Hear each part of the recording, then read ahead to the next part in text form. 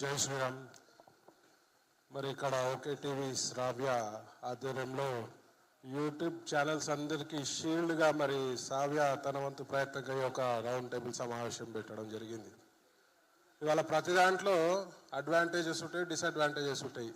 అది main stream media అయినా సరే, యూట్యూబ్ అయినా సరే, దాంట్లో ఉంటే సవరణలు చేసుకోవాలి, చట్టపరమైన చర్యలు తీసుకోవాలి. కానీ బ్యాన్ చేద్దామనే ఒక దుష్టాలోచనతో ఉంటే ఎట్లా అనిపిస్తుంది అంటే ఏరు దాటంగానే తెప్పదగలేసే రకంగా ఉన్నది రేవంత్ రెడ్డి పని.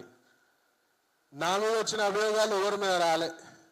2 ఏళ్ల కింద యూట్యూబ్లలో మెయిన్ స్ట్రీమ్ మీడియా ఫస్ట్ రోజు ఎంత నెగిటివ్ అంటే ఒక ఇండియాకి ఒక అతి ప్రమాదమైన తీవ్రవాది లెక్క చూపించినాక తెల్లారి మెయిన్ స్ట్రీమ్ మీడియా నుంచి ఒక బ్రోకర్ వచ్చిండు నా దగ్గరికి. 3 కోట్ల ఆఫర్ తోటి వచ్చిండు. ఫస్ట్ రోజు అంతా చేసేసారు. తెల్లారి వచ్చి అన్న 3 కోట్లు ఇస్తే 2 ఛానల్ ఆపిస్తా అని చెప్పాడు. అంటే టీవీలలో చూపించారు కదా, చీకోటి 2 కోట్లు, 2000 కోట్లు, 3000 కోట్లు ఉన్నాయని. వాళ్ళు తక్కువ ఆఫర్ తోటే వచ్చారు. నేను చెప్పిన ఇంకేసుకోండి రా నాయన, నాకు తెలుసు ఎట్లా డిఫెండ్ చేసుకోవాలో, ఇంకెంత వేసుకోవాలో, ఇంకెంత బ్యాడ్ చూపించాలో చూపించు. ఆ రోజు నాకు వెంటున్నది ఏదైనా ఛానల్ అంటే యూట్యూబ్ ఛానల్. నిజం నిప్పులకు చూపించిన channel YouTube channel. Farm house కాడికి వేరు యూట్యూబ్ ఛానల్. ఒక వర్గం చెప్తారు గవర్నమెంట్ ఏది main stream media Chikoti animal smuggling చేస్తున్నారు. అంటే ఏదో ఒకటి ఇంకా నేను పైసలు ఇవ్వాలంటే ఇంకా కోపం వచ్చింది వాళ్ళకి. కానీ యూట్యూబ్ ఛానల్ చీకోటి జంతు ప్రేమికుడు అని చూపించారు. ఇలా జనాలు జంతు ప్రేమికుడులుగానే చూస్తారు. అంటే అది యూట్యూబ్ ఛానళ్ళకి వాళ్ళనే అని చెప్పి సందర్భంగా తెలియజేస్తున్నా. ఇవాళ మెయిన్ స్ట్రీమ్ మీడియా మీద గవర్నమెంట్ ఆజమాయిషి ఉంటుంది. మీ అందరికీ ఇంకెక్కువ తెలుసు. అది ఈ కంటెంట్ చూపించాలన్నా చూపించొద్దా. ముఖ్యంగా హిందుత్వంపై దాడి ఎక్కడ జరిగినా, ఎగ్జాంపుల్ గజ్వెల్లా ఒక్క మెయిన్ స్ట్రీమ్ మీడియా చూపించలే. ఆడ చాలా పెద్ద ఇన్సిడెంట్ అయింది, చాలామంది తెలియదు కూడా. ఓన్లీ ఆడ ఒక స్ట్రింగ్ ఆపరేషన్ లెక్క యూట్యూబ్ ఛానళ్ళు పనిచేస్తే జనాలకు ఒక 20% 30% తెలిసింది. సో ఎక్కడ కూడా నీతిగా నిజాయితీగా పనిచేసే ఛానళ్ళు ఎక్కువ మటుకు ఇలా యూట్యూబ్ ఛానళ్ళే ఉన్నాయి. సరే 1-2 ఛానళ్ళు ఉంటాయి, అందరి దాంట్లో అన్నీ ఉంటారు కదా, లంగల దొంగలు కూడా ఉంటారు అన్నిట్లా.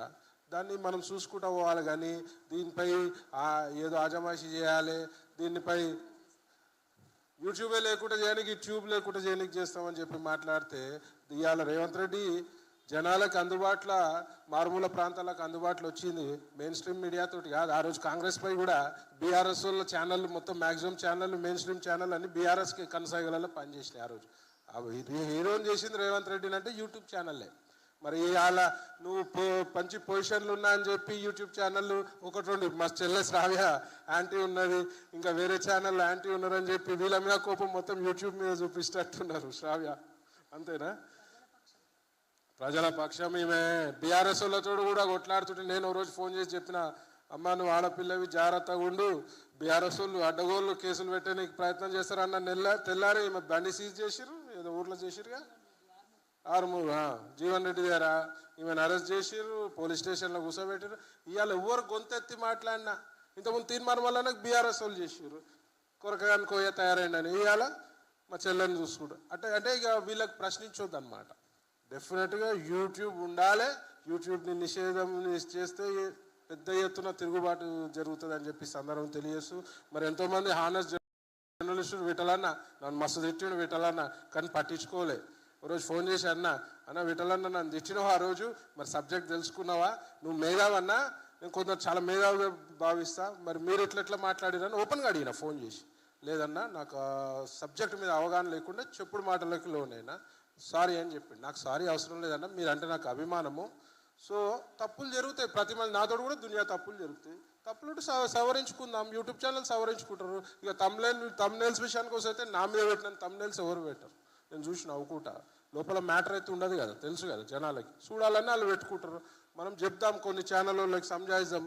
ఇక యూనిటీ విషయం అయితే చూస్తున్నా నేను, ఇక్కడ ఫుల్ నిండిపోయి ఉంటుంది ఛానల్ వాళ్ళు అనుకున్నాను నేను. ఎవరు ఫైట్ చేసినా ఇలా శ్రావ్యకు పేరు వస్తుందా, విఠలన్నకు పేరు వస్తుందా, మైపలన్నకు పేరు వస్తుందా అని చూడకుండా వ్యవస్థ ఉంటేనే మనం ఉంటామని ఒక ఆలోచనతోటి ఉండాలి. వ్యవస్థ ఉంటేనే మన మనుగడ ఉంటుంది. ఎంతోమందికి జీవనోపాధిగా యూట్యూబ్ ఛానల్స్ ఉన్నాయి. ఎంతోమంది జర్నలిస్టులు మెయిన్ స్ట్రీమ్ మీడియాలో మాట్లాడితే కట్ చేస్తారు, ఎందుకంటే యాంటీ గవర్నమెంట్ మాట్లాడి ఏం చేసిన. సో యూట్యూబ్ ఛానల్లో ద్వారా జనాలకి రీచ్ అయ్యే అవకాశాలు ఎక్కువ ఉన్నాయి. అలా ఎవరు కూడా ఫోన్లు చూస్తారు. నేను కూడా TV9, TV5, NTV తక్కువ చూస్తాను, యూట్యూబ్ ఛానల్లే నమ్ముతాను నేను కూడా ఎక్కువ, వీటినే చూస్తా. ఎందుకంటే వీళ్ళకి అడ్వర్టైజ్మెంట్ల గురించే కదా వీళ్ళ బాధ అంతా. సో యూట్యూబ్ ఛానల్ని ఎవరన్నా నిషేధించే ప్రయత్నం చేస్తే మా ధర్మరక్ష ఊకోడు, చిగోటి ప్రవీణ్ ఊకోడు. మీ అందరికి వెళ్ళినప్పుడు సపోర్ట్ చేస్తా. ఏమైనా తప్పులు ఉంటే సవరించుకోవాలి. అందరూ కూడా పెద్ద మనుషులు. థ్యాంక్ యూ నాకు ఈ అవకాశం ఇచ్చినందుకు.